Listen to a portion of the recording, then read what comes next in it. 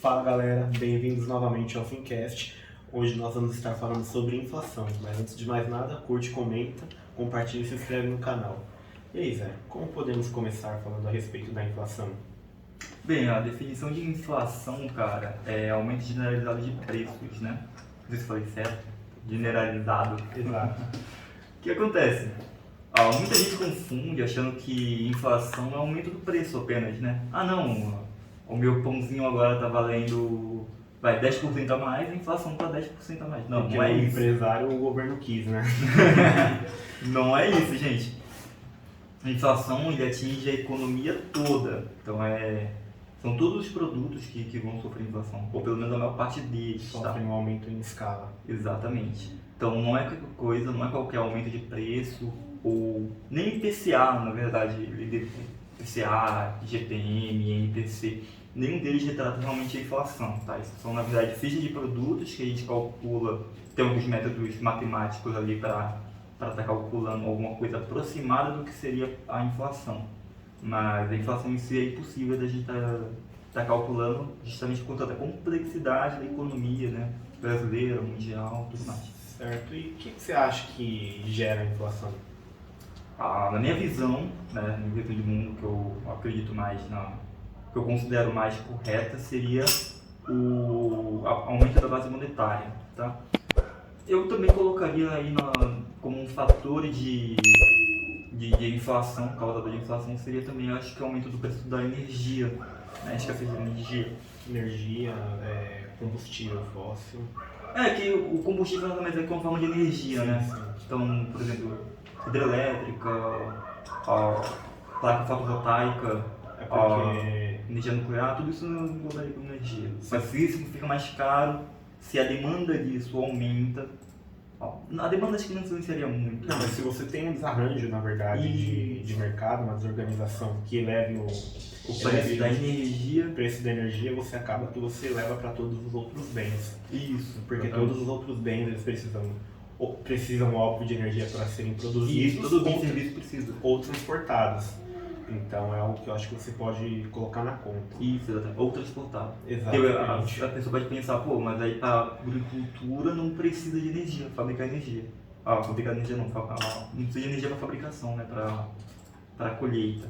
Só que aí precisa do transporte, precisa para Do próprio transporte, pra na hora irrigação, de irrigação, colheita, entrega, chegada tudo isso é automatizado ou otimizado com utilização de aparelhos eletrônicos, maquinários, tudo mais para melhorar o desempenho daquilo e levar uma produtividade, elevar a produtividade, né, do setor agrário. Outra questão seria a oferta e demanda da moeda, tá? Eu acho que esse é o principal fato gerador da inflação. Eu acho que esse é até o mais grave, porque se nós formos parar para ver, quando o mercado ele tem um desarranjo ali na questão dos combustíveis, da eletricidade, ele tende a se normalizar ou os empresários buscarem um novo meio de produção. Já na questão do papel moeda na economia, quando você aumenta a sua base monetária, dificilmente você consegue retornar. Principalmente se for um Não governo... tem como, né? Não tem como. que Você não vai diminuir a quantidade de moeda nessa Exatamente. população. Principalmente por vindo de governos populistas que tendem a tomar medidas mais drásticas. Por exemplo, geralmente o Banco Central, ele, para tentar conter a inflação, além de ele aumentar a taxa de juros, ele também segura mais ele começa a reter dinheiro, né? Dentro do, não sei se cofre seria a terminologia correta. Mas eles começam a emitir dívida, na verdade, para enxugar um pouco a economia. Exatamente. Então, aí fica naquele cambalacho, né, entre aumentar a base monetária, então eles fabricam mais moeda, não produzem mais moeda. Isso existe vários mecanismos para utilizar isso, pode ser por conta da emissão mesmo de moeda, papel moeda, pode ser por mudança na forma de captação do Banco Central, né? Pode ser por diminuição de taxa de juros, pode ser várias outras coisas. Aumento de crédito também é um dos principais fatores. E ao mesmo tempo eles vão lá em contrapartida aumentam a emissão de dívida. Então, Exatamente. fica um toma aqui, eu tomo aqui. É o famoso rolamento de dívida. Geralmente nós vemos naquele gráfico, o pessoal não entende que em 2050 o Brasil já tem dívida e eles não sabem por quê. Mas geralmente quando é aquele título que você de renda fixa que você compra do governo com vencimento em 2050, isso é uma dívida que nosso, provavelmente o seu filho e o meu vão ter que estar pagando aí no futuro, né? E as pessoas não conseguem entender. Exatamente. O governo imprime é uma tecnologia Popular de ser dito. Imprime moeda, aí eles e ao mesmo tempo te emprestam e emitem, então eles te dão mais moeda, né?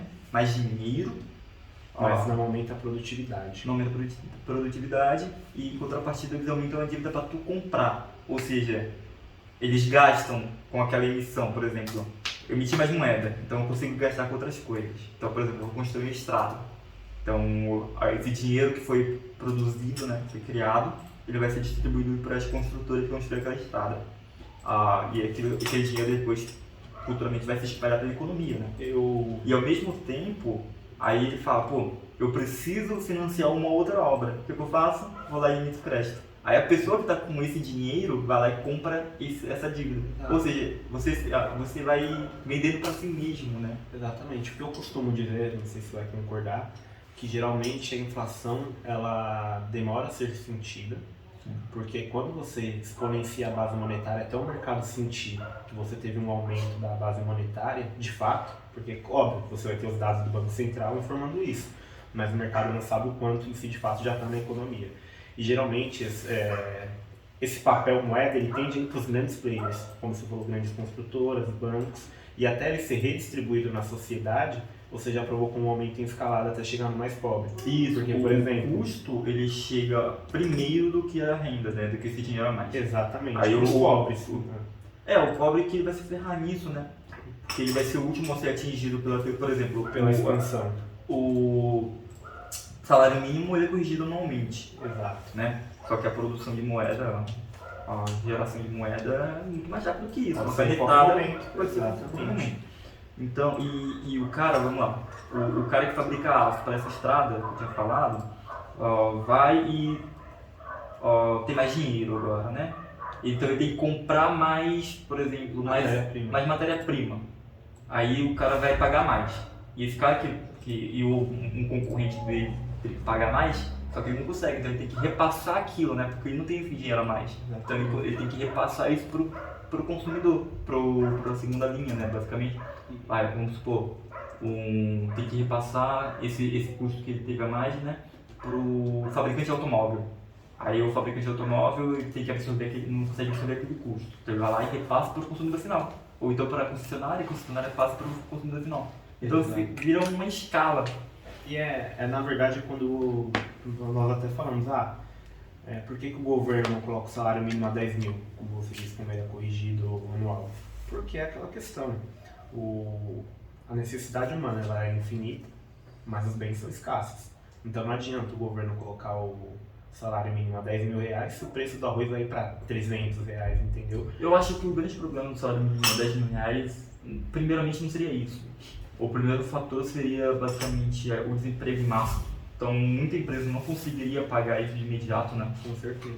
Então o governo teria que cobrir com as medidas keynesianas, infraestrutura, obra, para absorver essa gente que vai ficar desempregada. Exatamente. Então a qualidade de vida das pessoas vai diminuir, a produtividade das empresas vai diminuir, e as empresas que mantiveram esses funcionários altamente produtivos, né, para poder pagar 10 mil reais, tem que ser muito produtivo. Exatamente. Não é qualquer um consegue isso. Com o tempo, como consequência, ela ficou menos produtiva, né?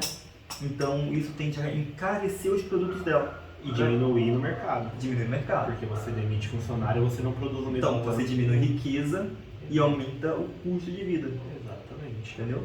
Então, cara, ao gerar inflação de proposital, né, como emissão de moeda, pode ser extremamente maléfico para a economia a longo prazo. A gente vê as consequências hoje vamos supor não, né? A gente viu durante a pandemia que a inflação chegou acumulado em 3 anos 64% no IGPM. E há quem diga, economistas, que nós ainda não sentimos o verdadeiro efeito da inflação pela impressão de moeda. Que ela vai isso na verdade, esse aumento de preço que a gente viu, na verdade, foi decorrente da diminuição da produtividade. Então a produtividade ficou menor, então as pessoas tendem a ter menos produtos ofertados no mercado. E aí você tem uma... A inflação em si a gente não sentiu ainda. Você tem uma crise, por exemplo, em escala, porque, por exemplo, nós tivemos o aumento dos preços dos combustíveis, que agora caíram, mas pelo que eu vejo provavelmente vai aumentar novamente. Você tem pouca oferta no mercado e você teve também a expansão monetária, que, como nós dizemos, ainda não foi sentida. Então, assim, nós podemos dizer que nesse ano nós tivemos três crises, ou 3 fatores causando uma grande crise. Tem mais um fator aí. Agora o nosso fluxo de dólar está negativo. Então está saindo mais dólar do que entrando. Então, que aumenta o câmbio. Que aumenta o câmbio. Entendeu? Então a gente pode ter aí um aumento cambial vigente nos próximos meses, próximos anos aí, muito alto. Por exemplo, você acha que esse aumento do câmbio é devido à crise chinesa? Não tenho certeza, não consigo conjecturar isso. Eu acho que são diversos fatores ali, está muito complexo e está muito nebuloso. Sim. Mas estou trazendo um dado. Exato. E como consequência, isso vai provavelmente aumentar a inflação aqui dentro. Inflação não, os preços aqui dentro. Vai diminuir a produtividade do pessoal de importação. Tá? Então vão importar menos, então vai ter produto com menor qualidade, preços maiores. E provavelmente também vai ter uma enxurrada de matérias-primas indo para fora. Então vai encarecer os produtos primários aqui no Brasil. E você pode também incluir nessa métrica para... Mas isso não é inflação, tá? Para o nosso fluxo monetário estar menor, também o aumento da taxa de juros, tanto na Europa quanto nos Estados Unidos. Uhum. Então, ou seja, de acordo com, para mim, claro, com todas essas circunstâncias, o Brasil está, não vou dizer que está indo bem, mas ele está indo naquela, podia estar pior. Podia estar sendo uma Argentina da vida. Exatamente. Por que você acha que nós não estamos assim? Eu acho que a gente foi muito responsável, principalmente com o teto de gastos. Então, o nosso fiscal ficou bastante controlado durante a pandemia, majoritariamente. Teve alguns deslizes? Teve. Ninguém vai acertar assim. Ninguém vai acertar sim. Mas a gente foi muito responsável. E a gente vê outros países que foram muito menos responsáveis que a gente pagando o preço agora. Exatamente. Um dos casos é a Argentina, que é um caso muito claro, que tentaram fechar o país como um todo, controlar a exportação de carne, que a gente está vendo agora de novo. Acho que não só de carne, tudo, na verdade, né? Entendeu? Então a gente vê as consequências desses atos, eu acho que inapropriados, né? Porque você tabelar preço, você impedir exportação, importação, você... todas essas medidas têm literatura extensa rebatendo isso. Então eu acho que não é um erro que eu posso dizer razoável. Por exemplo, se nós formos pegar a Argentina, é um caso claro de crise, uma crise enorme. Só que, por exemplo, nos Estados Unidos eu não tenho uma métrica certa. Agora eu acho que a inflação sabe quantos por cento está? Não lembro. Mas ela não está tão alta como assim, pro padrão brasileiro, mas pro padrão americano ela já está explodindo. É porque os americanos já agora estão sentindo isso, uma coisa que eu acho até interessante, tem muito investidor, pessoas do Banco Central americano vindo estudar no Brasil a respeito de como lidar com a inflação. Sim. Que é um país que já é acostumado a lidar com esse fenômeno, justamente, na minha visão, claro, por ser um país emergente. Os Estados Unidos, como emitiu muita moeda acima do normal, eles estão tendo um efeito rebote que eles acho que nunca esperaram ter, né? Sim. Não, e você vê que eles estão tão desacostumados com a inflação que chega ao nosso que seria um termo mensal ali, para eles é um absurdo, né? Exatamente. Então, os caras teriam que aprender bastante com o controle inflacionário com a gente. A gente tem já tem um histórico. Tem muitos especialistas referentes a isso. Eu acho que não sei como o brasileiro não tem um PhD. Exatamente. Deve ter, né? Ela não tem um Nobel de inflação, tá ligado? De estudo econômico de inflação. Como você acha que nós devemos lidar com ela daqui em diante e para controlar ela ainda mais? Porque, por exemplo, o governo tem reduzido a inflação de custo através do corte de impostos nos Eu acho que combustíveis. está tratando bem. De certa forma, não tá. Tá de forma teoricamente saudável ali, né? Eles aumentaram os juros. Estamos agora perto do índice Smith, né? Que é Isso que mede a taxa de juros e a inflação. Não, é um modelo matemático que foi criado justamente para tentar ver uma tendência ali de onde se deveria estar situada a taxa de juros num determinado país. Ali tem várias variáveis, complexo pra caramba. E estamos próximos. Por exemplo, ano passado estava falando que esse índice deveria ser 12%, algo assim. Nossa taxa de juros real estava negativa. A nossa taxa de juros estava 2%, 2,5%. Entendeu? Então tava um gap muito grande ali. Sim. Então a gente viu que estamos muito próximos agora. Acho que há 30 anos que não chegava a ser tão próximo assim. Você acha que, por exemplo, as privatizações que vêm acontecendo da Eletrobras, alguns governos, candidatos, vamos colocar, têm planos de privatizar outras empresas como os Correios, você acha que isso pode ser uma boa medida para reduzir o custo governamental e dessa forma controlar ainda mais a inflação? Você passa a ter uma empresa a menos para ter um gasto do governo. É que indiretamente, né, seria. Sim, e aí você está indiretamente. tendo controle fiscal, e com o controle fiscal você tem a necessidade de emitir dívida ou gerar mais moeda. Eu acho que qualquer privatização, independente de qual seja, é boa. Esse é o meu ponto de vista. Independente dos motivos sendo privatizada, desde que não seja de forma injusta, tá? De forma criminosa, aí por mim tudo bem. Ele tem que ser bem montado, porque não vai também criar um monopólio depois para um... Exatamente. Tem que ser de forma responsável. Se for uma privatização responsável, não tem por que não fazer. Exato. Agora, se for feito com segundas intenções, de forma irresponsável, de forma... Lobby, cara, lobby eu acho que não é ruim. O lobismo é institucionalizado nos Estados Unidos. O lobista não é ruim. O problema é a forma que é feita. Sim. Entendeu? Não é forma clara. Aqui é você transacionando milhares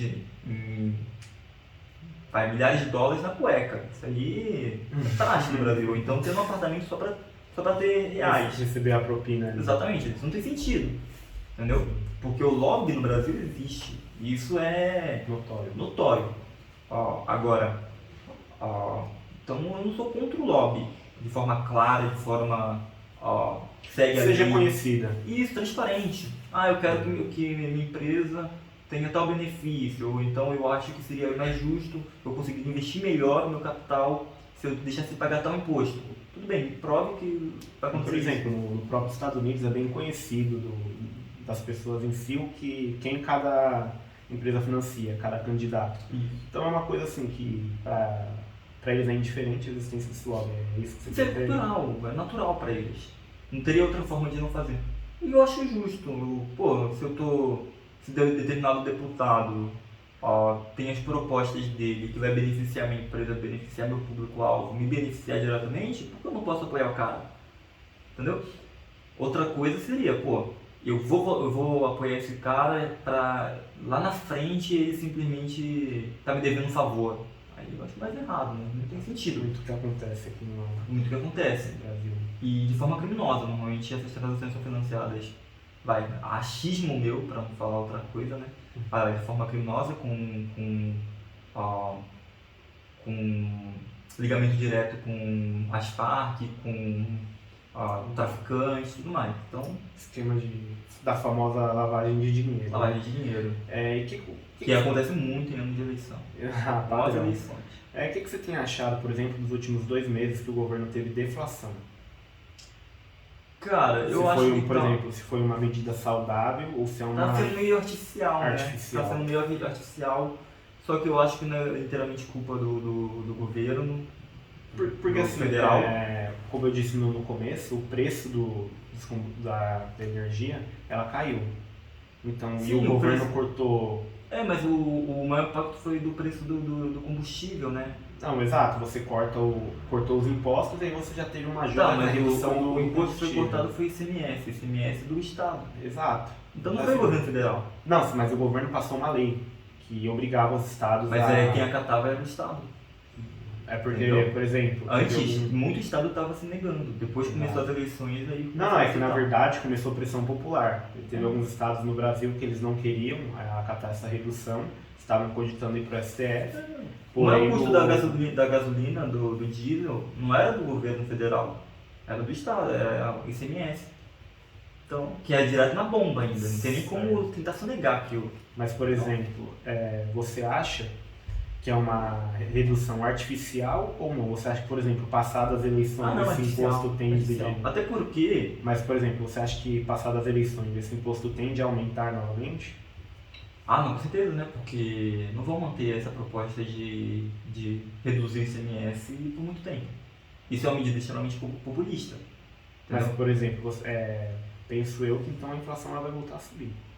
É que isso não seria preços vão inflação, voltar. né? Isso não seria inflação. Não Isso seria é inflação, aumento mas de você tá, é que na verdade você está controlando agora, mas com o preço Você está de controlando o aumentar. índice, né? Exato. Você está controlando o índice, Controlando porque o índice não agora. garante coisa no índice. Ao preço de aumentá-lo ainda mais, por exemplo, vamos colocar daqui, sei lá, 5 meses, que é o falta para 5, 4 meses, que é quando vai começar 2023. Ainda mais. Então você não está sei. colocando. É como se você estivesse rolando. Seria um- achismo isso da minha parte, eu falar, não vai aumentar ainda mais. Não sei. Sinceramente, porque é tão complexo para entender. Por exemplo, imagina se ano que vem a produtividade do Brasil aumenta tanto com o desenvolvimento tecnológico que a inflação que tivesse não é irrelevante. Entendeu? Se, por exemplo, a gente começa a produzir muito mais, porque a gente estamos retomando a economia, né? Estamos com um crescimento do PIB projetado aí, a gente corrigiu para cima, enquanto o mundo todo corrigiu para baixo, né? O crescimento do PIB. Então, se a nossa produtividade aumentar demais, aumentar tanto, que essa correção de preço seja relevante. Então, para mim, Mas, por exemplo, você Não acha sei. que isso é possível aumentar a produtividade? Eu Uma acho taxa que de sim. juros a 13,75%? Porque o financiamento fica muito mais caro de vez. sim, só que o financiamento mais caro não necessariamente é ruim, porque No financiamento mais caro não é necessariamente ruim? Não entendi. por exemplo, vamos colocar ele dessa forma. Por que o preço do imóvel tende a ficar mais barato quando os juros do financiamento é maior? Porque as pessoas têm menos capacidade de compra? Também tem isso, mas principalmente porque as pessoas estão mais condicionadas a pagar à vista. Mas aqui entra um problema. São poucas as pessoas que têm essa Exatamente. capacidade. Entendeu? Mas aí, então, o que eu estou querendo dizer é o seguinte, não é tão lógico assim. Às vezes tem um fluxo contrário. Por exemplo, Porque, por exemplo, você dá poder para grandes players ao exponenciar o seu negócio, porém você acaba matando o pequeno empreendedor, que hoje basicamente é quem gera a maior parte dos empregos no Brasil. sim, isso é verdade, isso é uma consequência ruim. São diversos fatores que podem Só estar que, colocando- só que os juros, como eu havia falado, ele está em paridade com o que se espera dos juros. Entendeu? Claro que eu não estou falando que a gente deveria adotar o índice Smith como um índice de inflação, claro que não. Mas talvez seja melhor. Não aguentou. Talvez seja. Não talvez aguentou. seja. Porque é melhor do que decidir na canetada, né? Com É melhor- certeza. É melhor decidir por alguma métrica que dá para entender aquilo ali do que a cabeça de alguém. Só que acabei de perder de raciocínio. Você estava falando a respeito do índice Smith ser adotado na taxa de juros. Não, tudo bem. E que não é necessariamente ruim uma taxa de juros alta. Sim, o que eu ia falar é o seguinte, como a gente está em paridade, na teoria, então eu acho que a gente está com um juros justo, né? Não está com um artificialmente menor ou artificialmente maior, entendeu? Então eu acho que a gente pode otimizar assim a produtividade mesmo com a taxa de juros alta. E outra, historicamente o Brasil tem uma taxa de juros grande. É alta a taxa de juros, não é Grande, 2%. tão alta, pô. Não é 2% a nossa taxa de juros. Exato. Você acha que, por exemplo, isso foi um erro? Isso foi. Porque nós não temos uma capacidade produtiva tão grande. Exatamente. E eu te pergunto, por que não? Ali tem que ver a estrutura de desenvolvimento do Brasil, né? O pessoal fala muito mal do agro, assim, essas coisas. Só que o problema é que a tecnologia do agro, no Brasil, é de ponta. Só que essa tecnologia ela não consegue se expandir para os outros ramos da sociedade brasileira. Então, o lucro que o cara pegou do agro, ele não consegue reinvestir. Porque não vale a pena para ele. É mais fácil ele investir no agro. Ou então investir em título de dívida do governo. Entendeu? Então, eu acho que tem um desincentivo para a gente sair do agronegócio. Porque eu acho que não tem que abandonar o agronegócio. O agronegócio é bom para o Brasil. Só que a gente tem que buscar reverter o lucro que a gente consegue com o agronegócio e incentivar, diminuir o imposto. Não, diminuir o imposto também seria uma outra manipulação. Mas, deixar menos burocrático, a gente está caminhando para isso. São Paulo hoje é muito mais fácil abrir empresa do que 5 anos atrás, 10 anos atrás. Mas é desburocratizar para o pequeno e médio empreendedor a desenvolver a própria empresa. Por exemplo, eu acho que uma ideia legal seria, acho que o câmbio realmente hoje está alto, seria uma redução de câmbio para nós conseguirmos importar essa tecnologia ou até mesmo... Não sei, acho que não precisa importar, a gente consegue desenvolver tecnologias, acho que a gente não tem incentivo. Eu digo importar no seguinte sentido, de trazer a tecnologia, produzi-la aqui para aumentar a nossa produtividade, entendeu? Eu não acho que nós conseguiríamos do nada ter um salto tecnológico. Isso que eu tô falando, entendeu? É uma coisa para 20 anos, 30 anos. Exatamente. Não é para amanhã, gente. Eu não estou pregando aqui que a gente vai mudar radicalmente um cenário que é construído há 70 anos. Primeiro que não dá, porque o Brasil hoje ele tem um Estado muito inchado, e quando eu digo Estado, eu digo funcionalismo público em geral. Aí você pode incluir tudo, político, servidor público, correio, esse tipo de coisa. Então assim, se você reduzir os impostos de forma irresponsável, você coloca o Brasil numa crise. Sim, primeiro porque você não pode demitir, né? Exatamente. Tem uma parcela muito grande ali que não pode demitir. Exato, porque você perde tanto poder de compra da população, e aí Não, eu tô falando que você não pode demitir do Estado. Por lei. Por lei, não, sim, pode. Mas por exemplo, mesmo que você, porque o Estado pode tudo. Esse é um grande ponto. Só que mesmo que você demita, você colocaria uma parcela da população desempregada, entendeu? E você teria vários efeitos em cascata. Sim. Porque essa população perderia renda, ela teria que ter alguma renda de um jeito. A concorrência por empregos na iniciativa privada aumentaria, consequentemente as pessoas passariam a aceitar salários menores, porque elas não podem ficar desempregadas. Sim. Então assim, você teria só de você cortar imposto, pronto, agora nós somos um país com um estado pequeno. Não, mas você tem que entender também que quando você corta imposto generalizado, tá? Você também vai aumentar a produtividade. Não, com certeza, mas eu digo você assim... diminui o custo da empresa, mas não é algo, começa a contratar mais. Mas não é algo sentido a curto prazo, da forma que seria sentido a demissão em massa. Não, exatamente. Entendeu? Aí que é o grande problema. Então, esse é o grande gap, né? Você conseguir aguentar as consequências dos atos que teoricamente seriam bons para a economia e má para algumas pessoas e pensar no longo prazo. Por isso que eu acho que tudo tem que ser feito com um método.